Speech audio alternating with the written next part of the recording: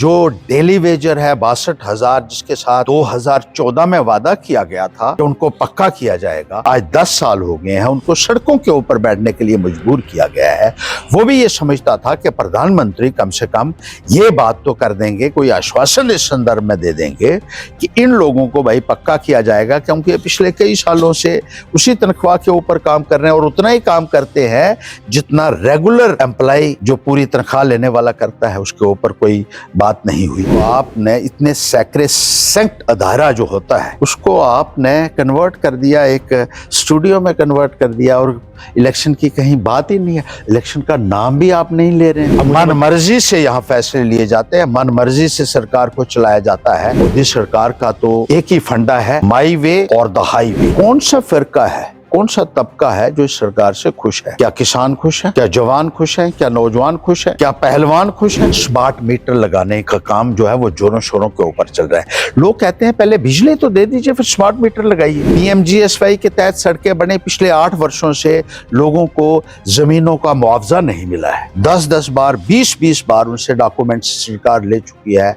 लेकिन आज तक उन लोगों के साथ भी इंसाफ नहीं हुआ है। बड़े वादे किए थे मोदी जी ने 2014 में, क्या हुआ उन गारंटियों का? उन 3 कानूनों के लिए लड़ रहा था किसान, ये देखते रहे, इतना किसान मर गया। उसके बाद उन्होंने कहा ठीक है जनाब, हम कानून वापस ले लेते हैं। एमए स्टेडियम में आप अगर वहां देखते तो कितने मुलाजिम थे वहां।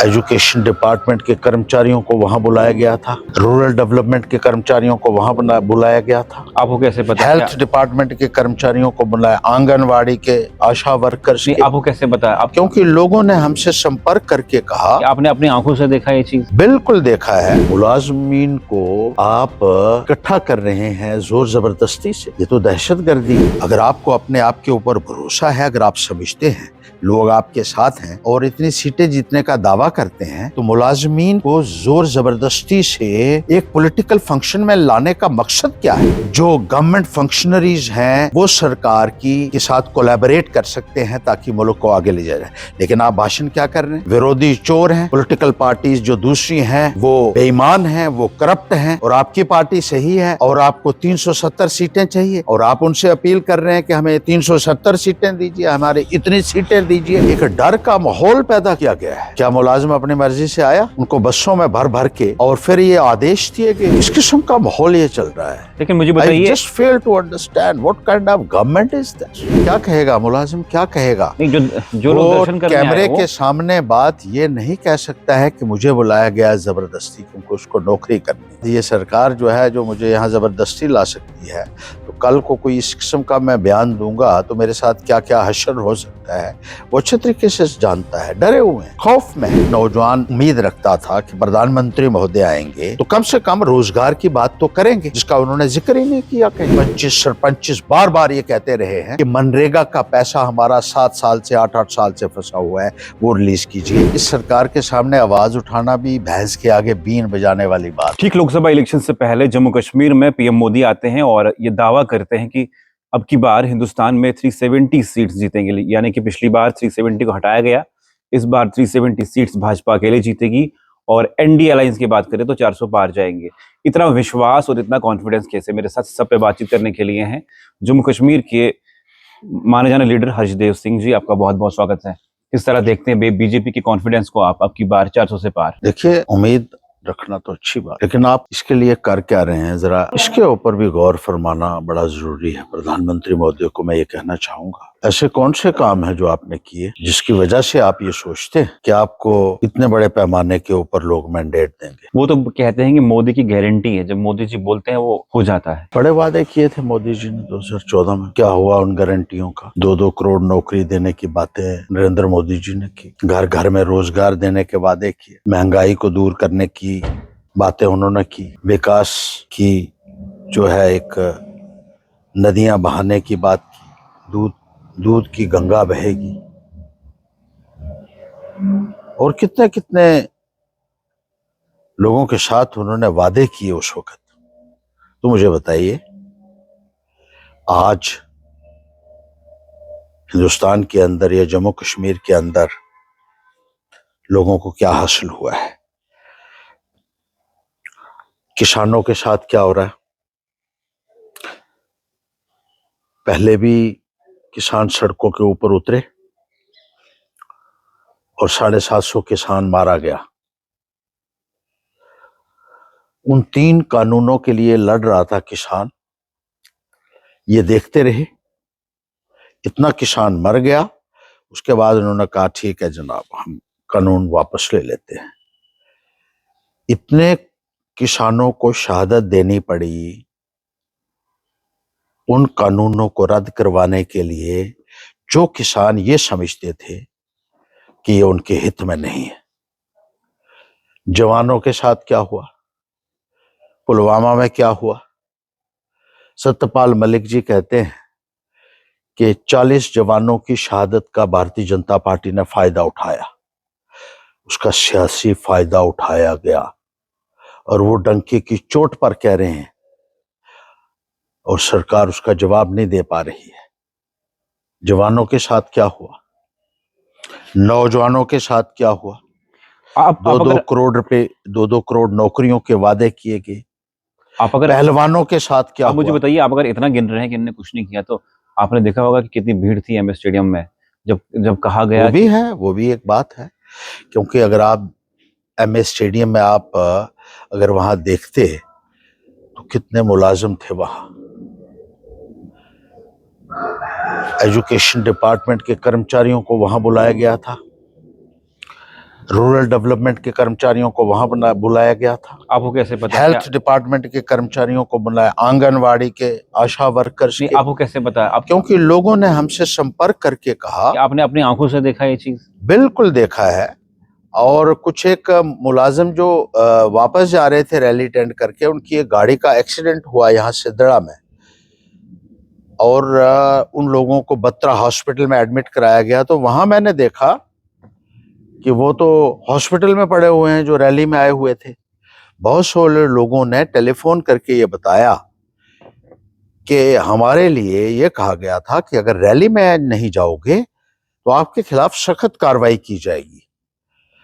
और सुबह 4 बजे हमें कहा गया था कि आपको तैयार रहना है रैली में जाने के लिए। दूर दराज के इलाका जात से भी लोगों को लाया गया था, जहां जम्मू पहुंचने के लिए शायद 7-7 घंटे लोगों को लगे। और वो कहते हैं कि हमें खाने के लिए भी कुछ नहीं दिया गया। मुलाजमीन को आप इकट्ठा कर रहे हैं जोर जबरदस्ती से, ये तो दहशतगर्दी है।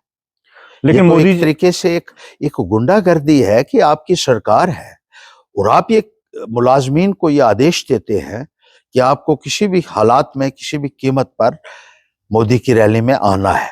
अगर आपको अपने आप के ऊपर भरोसा है, अगर आप समझते हैं लोग आपके साथ हैं और इतनी सीटें जीतने का दावा करते हैं, तो मुलाजमीन को जोर जबरदस्ती से एक पॉलिटिकल फंक्शन में लाने का मकसद क्या है। और फिर सबसे बड़ी बात मैं आपको बताऊं कि मुलाजमीन को बिठाकर आप ये कहते हैं कि मुझे 370 सीटें दे दो।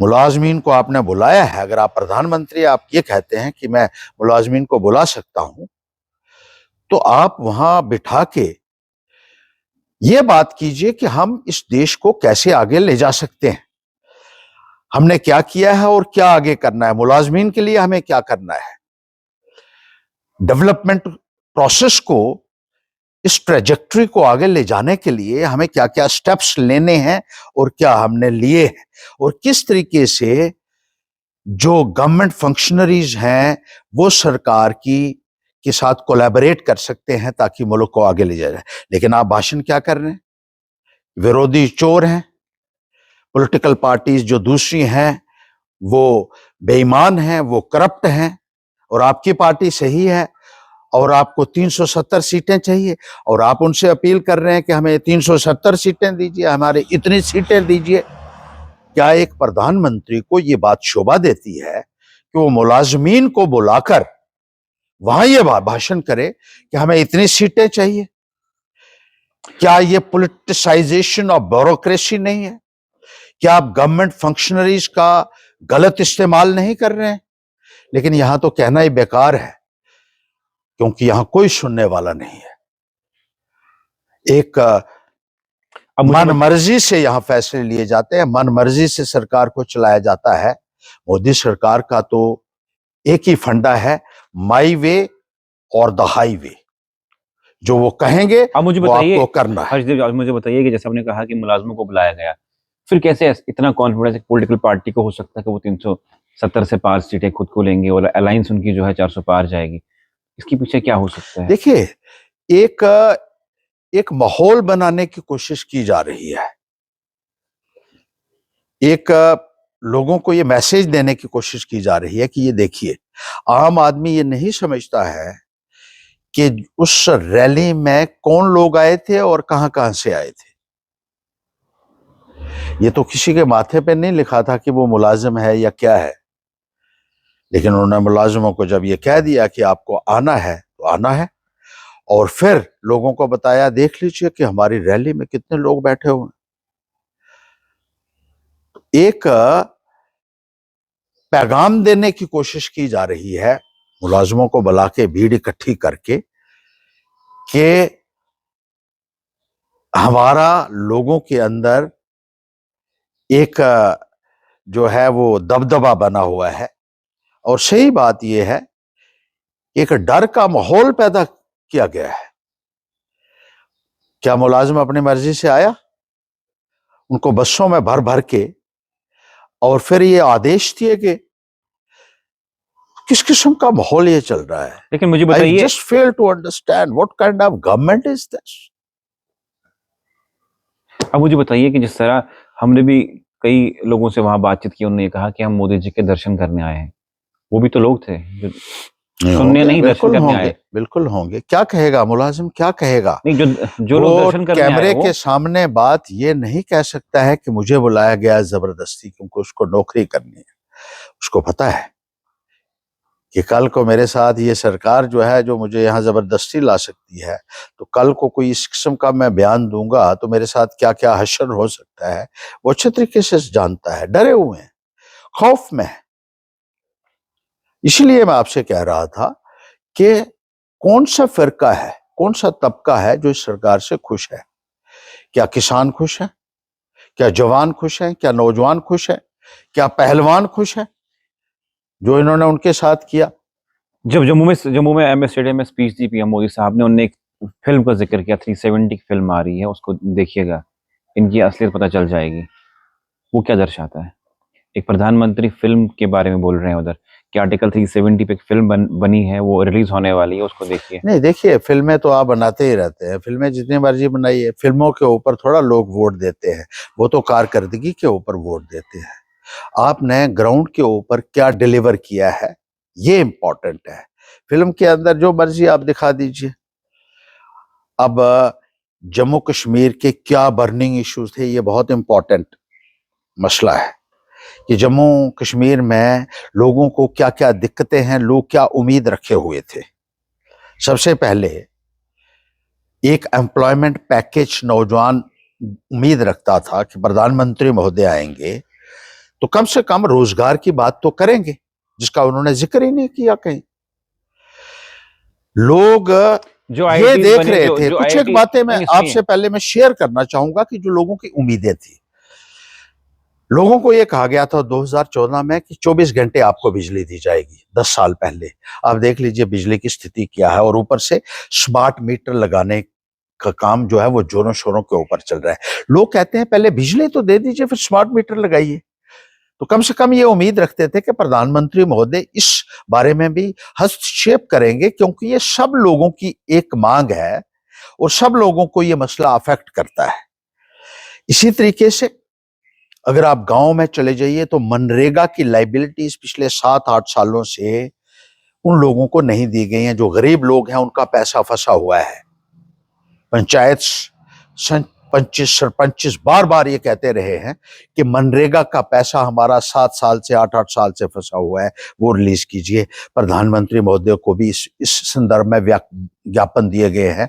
वो ये कह सकते थे कि जो लाइबिलिटी है नरेगा की, कम से कम जो तमाम रूरल एरियाज को अफेक्ट करती है, रूरल फार्मर्स को अफेक्ट करती है, गरीब लोगों को अफेक्ट करती है, उनका पैसा उनको दिया जाएगा। और इसके लिए कोई ना कोई ऐलान करते नहीं हुआ। PMGSY के तहत सड़कें बने, पिछले 8 वर्षों से लोगों को जमीनों का मुआवजा नहीं मिला है। और इसका इतनी क्राई है, अगर आप गांव में चले जाएं, कि जमीनें लोगों की ली गई जिनके ऊपर वो खेती बाड़ी करते थे, उन जमीनों को उनसे एक्सप्रोप्रिएट कर लिया गया, उनसे ले लिया गया बगैर मुआवजे के। तो कम से कम लोग ये उम्मीद रखते थे कि उन जमीनों का मुआवजे की बात होगी। जो डेली वेजर है 62,000, जिसके साथ 2014 में वादा किया गया था कि उनको पक्का किया जाएगा, आज 10 साल हो गए हैं, उनको सड़कों के ऊपर बैठने के लिए मजबूर किया गया है। वो भी ये समझता था कि प्रधानमंत्री कम से कम ये बात तो कर देंगे, कोई आश्वासन इस संदर्भ में दे देंगे कि इन लोगों को भाई पक्का किया जाएगा, क्योंकि पिछले कई सालों से उसी तनख्वाह के ऊपर काम कर रहे हैं और उतना ही काम करते हैं जितना रेगुलर एम्प्लॉय जो पूरी तनख्वाह लेने वाला करता है। उसके ऊपर कोई बात नहीं हुई। लोगों से पीएचई के रेजर्वायर बनाने के लिए जमीनें ली गई, दूसरे अदारे, सरकारी अदारे बनाने के लिए लोगों से जमीनें ली गई, और उनको ये कहा गया था कि उनको उसके एवज में नौकरी दी जाएगी, और बार बार उनसे वो डॉक्यूमेंट्स सरकार ने मांगे। 10-10 बार, 20-20 बार उनसे डॉक्यूमेंट्स सरकार ले चुकी है, लेकिन आज तक उन लोगों के साथ भी इंसाफ नहीं हुआ है, कोई सुनवाई उनकी नहीं हो रही। इस संदर्भ में नहीं बोले। असेंबली की इलेक्शन, यहाँ पिछले 6 सालों से असेंबली भंग पड़ी हुई है। आपने असेंबली को फिल्म स्टूडियो बना दिया जहां शूटिंग होती है। ये जमहूरियत की कदर है। एक बार ये भी कह देते कि असेंबली की इलेक्शन भी हम करवाएंगे। आपने वो देखी जो फिल्म की शूटिंग वहां पे हुई? बिल्कुल। कैसा लगा? कभी आप वहां बैठते थे, आज अब वही देखिए ना, वो क्या बना दिया गया वहां तो नाच गाना हो गया शुरू। एक जो जमहूरियत का मंदिर जिसको कहा जाता था, उसको आपने इतने सैक्रेसेंट अदारा जो होता है, उसको आपने कन्वर्ट कर दिया, एक स्टूडियो में कन्वर्ट कर दिया, और इलेक्शन की कहीं बात ही नहीं है। इलेक्शन का नाम भी आप नहीं ले रहे हैं। स्टेटहुड आपने जम्मू कश्मीर की छीन ली, तो आप कह सकते थे कि हम इसको स्टेटहुड को दे रहे हैं। 6-5 साल पहले तो आप कहते थे 2019 में, 20 में जल्दी मिलेगी, जल्दी मिलेगी। 21, आज 24 आ गया तो आप उस टॉपिक को भूल ही गए हैं। ये क्या हो रहा है? अब मुझे बताइए। बहुत सारी उम्मीदें लोग रखते थे। आपने बड़ी सारी बातें की, लेकिन कुछ टाइम पहले तक आप बात करते थे, आप लोग प्रोटेस्ट करते थे, एनसी प्रोटेस्ट करती थी, पीडीपी प्रोटेस्ट करती थी, लेकिन अचानक सब पॉलिटिकल पार्टीज, अभी अपोजिशन पॉलिटिकल पार्टीज, वो चुपचाप बैठी हैं, साइलेंट है। क्या वजूहत है? कि आप थक गए बोल बोल के, या सुनवाई नहीं हुई? देखिए, अब तो लोग भी ये समझने लगे हैं कि इस सरकार के सामने आवाज उठाना भी भैंस के आगे बीन बजाने वाली बात